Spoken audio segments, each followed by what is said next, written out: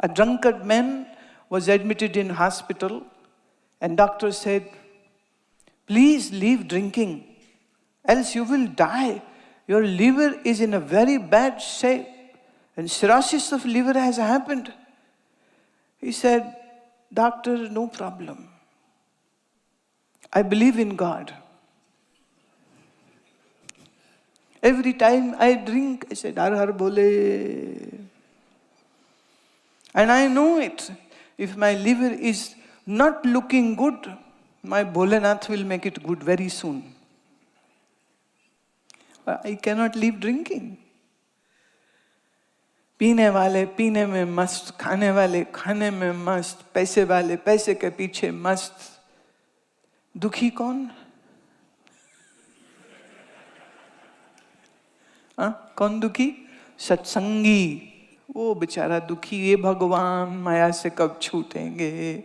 ये भगवान इस माया के चक्कर से कब निकलेंगे? तो जो किसी महात्मा की संगति में नहीं है, ऐसे लोग जब सत्संगियों को देखते हैं तो कहते क्या जिंदगी खराब कर रहा है अपनी, बेवकूफ. कुछ करो. कुछ करते क्यों नहीं? कुछ करो. और साधक कहते जी कुछ करने की ही तो कोशिश कर रहे हैं, होता ही नहीं है. अरे तुम गलत चक्कर में पड़ गए हो, दिमाग ठीक करो अपना. इतनी सुंदर दुनिया है, इतनी बहारें हैं, तुम कहां चक्कर में पड़ गए हो. एक ने मुझसे प्रश्न पूछा, कहते हमने आश्रम में आज सुबह ऊर्जा किया, तेज तेज सांसें उसमें ली, आप कहते हो गिनती की सांसें मिली. इतनी तेजी से हम सांसें लेंगे तो हम जल्दी नहीं मर जाएंगे? आप कह रहे और जोर से सांस, और जोर से लो, और जोर से सांस. कह रहे इतनी जोर से लेते मेरी तो पसलियां दुख गई. आप फिर भी कह रहे हो और जोर से लो, और जोर से सांस लो. तो इतनी जोर जोर लेंगे तो हम जल्दी मर जाएंगे, तो ये कोई अच्छी बात होती? मैं बहुत बुरी बात होती. कहते फिर आप ऐसा क्यों कहते हो? मैं कहते दुनिया में ना लोग दुखी हैं बेचारे, तो अब अपने आप को मारो तो अच्छी बात नहीं ना. तो हम कहते सांस ले लेके मर जा, जोर जोर सांस छोड़. हाँ, तो बेचारे थोड़ा जल्दी मर जाएंगे, अच्छा ही होगा ना. कह रहे लो, तो फिर तो हमने बड़े टाइम से आपसे बात पूछ ली ना. मैं क्या, हाँ. बड़े खुश हुए वो इस बात को सुन के. अच्छा हुआ ना मैंने उनको चक्कर से बचा लिया. ये बात सत्य भी तो है. जब मरना तय है, मरने से तुम बच नहीं सकते हो, तो जितने दिन जिंदगी है जियो, खाओ, पियो, सो. क्या संयम करने, क्या करना संयम करके? तो अधार्मिक, पाप बुद्धि वाला और तमोगुणी व्यक्ति इस संसार में सुखी है, ये बात सच है. उसके सुख की चमक कितनी बड़ी होगी या कितनी छोटी होगी या कितनी जल्दी खत्म हो जाएगी, वो एक अलग विषय है. कैसे वो अपने से आगे निकले इंसानों से द्वेष करेगा, कैसे वो दूसरों से आगे निकलने के लिए पाप ताप करेगा, ये कर्म के खाते उसके क्या खुलेंगे, हम उस विषय में न जाएं, अलग बात है. लेकिन मन संसार को भोगने में मस्त है, मस्त है, मस्त है. ऐसे में अंदर की यात्रा कहां से करेगा? बड़ा मुश्किल है.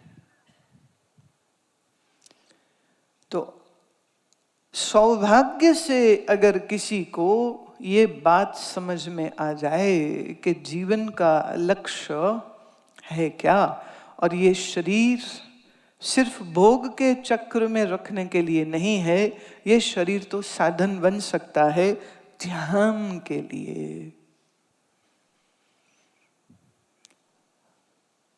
तो नाद का उपयोग किया जाता है मन को अंतर्मुखी करने के लिए. देखिए, मन में किसी भी समय पर गिन के देखना 1 घंटे में कितने विचार आते हैं तुम्हारे मन में? अब विचार इतनी स्पीड से आते हैं कि तुमसे तो गिनना भी मुश्किल हो जाएगा कि कितने विचार आ रहे हैं।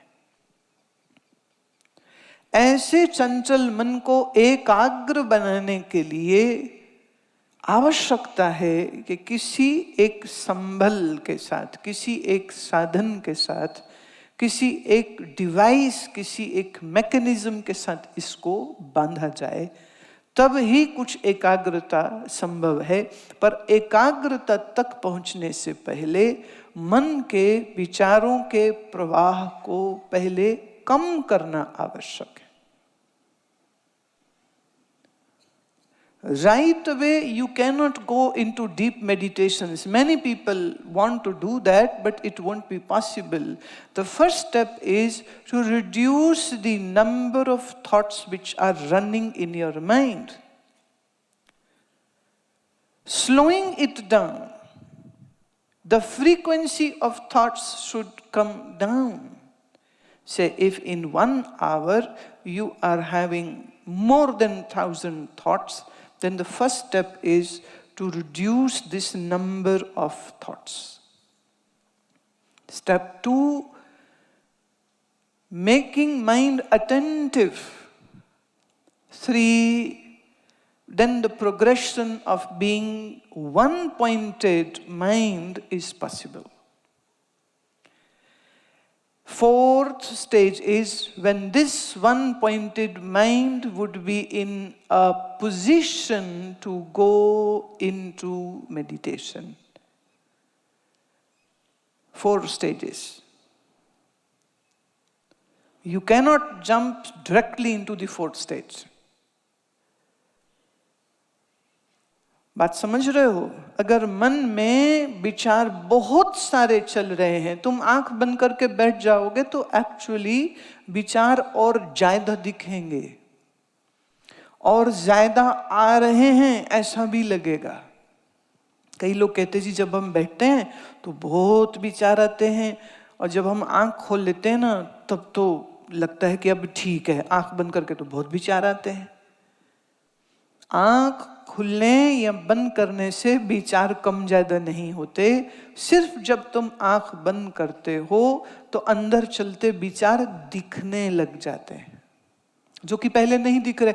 अब जैसे आप अभी मुझे देख रहे हो तो अपने ही शरीर में क्या हो रहा है उतना नहीं देख पाओगे, और मन में क्या विचार चल रहे हैं वो भी नहीं उतना क्लियरली दिख पाएगा। यही आप आंख बंद करोगे तो मन के अंदर जो बाढ़ चल रही है, flood of thoughts is running in your mind. So when you close your eyes, that flood becomes visible, and then you feel very restless, and it's so difficult to see your own mind running with so many illogical thoughts. There's no relationship to that with your present moment. पहली stage ये है कि हम मन के अंदर विचारों की ये जो बाढ़ है, जो फ्लड है, इसकी स्पीड को हम कम करें। दूसरा, मन की ध्यान सावधानी पूर्वक हम इस मन को अधिक सावधान और सजग बनाएं। तीसरा, फिर इस मन के अंदर एकाग्रता की संभावना हो जाएगी, और फिर इस एकाग्र मन को ध्यान में डुबकी लगाना सहज हो जाएगा। जैसे आज आपने आ, उ और मा 3 स्वरों के साथ मैंने कहा कि ध्वनि करो, और उस ध्वनि को अपने शरीर में महसूस करो। अब ध्वनि को शरीर में महसूस करने के लिए आपका मन अगर पूरी तरह कहो नाभि क्षेत्र में अगर आप उसे टिकाओगे नहीं, तो नाभि में होते स्पंदन को तुम महसूस नहीं कर सकोगे।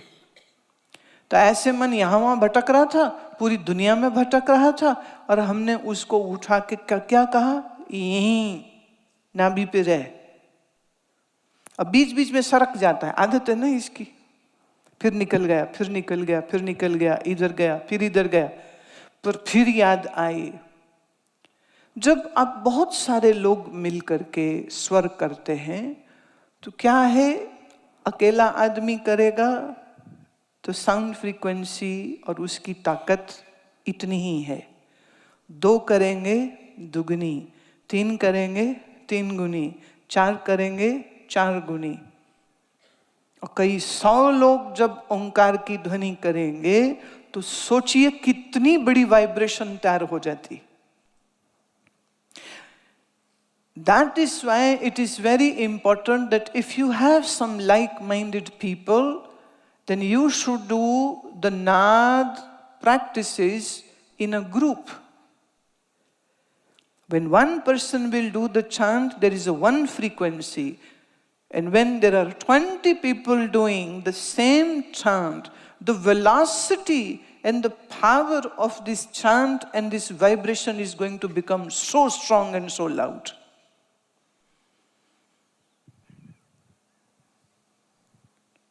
That is why it is very important that you should create a group of friends with whom you can sit and do these practices. It will help you when you will sit alone to do these practices.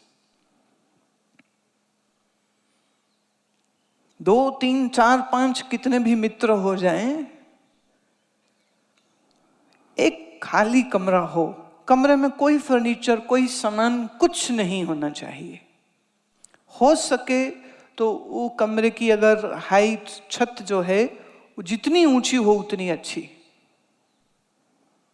12 feet, 15 feet, 16, अगर कोई ऐसी, पुराने घरों में ऐसी छतें होती थी, तो कमरे में कोई फर्नीचर ना हो, आप सीधे बैठे, और जब आप इस नाद को उत्पन्न करेंगे तो उससे जो स्पंदन है, खाली दीवार, छत और जमीन, इससे टकरा करके ये ध्वनि का एम्पलीट्यूड जो है ये बढ़ जाएगा।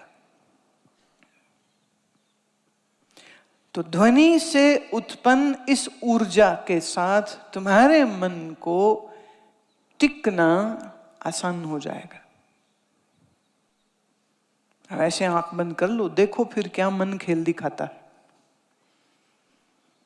तो मन के खेल को रोकने के लिए हमको इसे बांधना जरूरी है। इसलिए नाद के साथ ये जो प्रयोग हैं ये करने बहुत लाभकारी होते हैं। जैसे मैंने कहा कि हर स्पंदन से कुछ ऊर्जा उत्पन्न हो रही है और स्पंदन से ही आकार भी उत्पन्न होते हैं। तो अगर आप इस साधना को लंबे समय तक करें, रोज करते रहें, तो धीरे धीरे तुम्हारी एकाग्रता का ग्राफ बढ़ता चला जाएगा, जिससे शरीर के इस अंदर जो स्पंदन है वो ज्यादा क्लियर होने लग जाएंगे।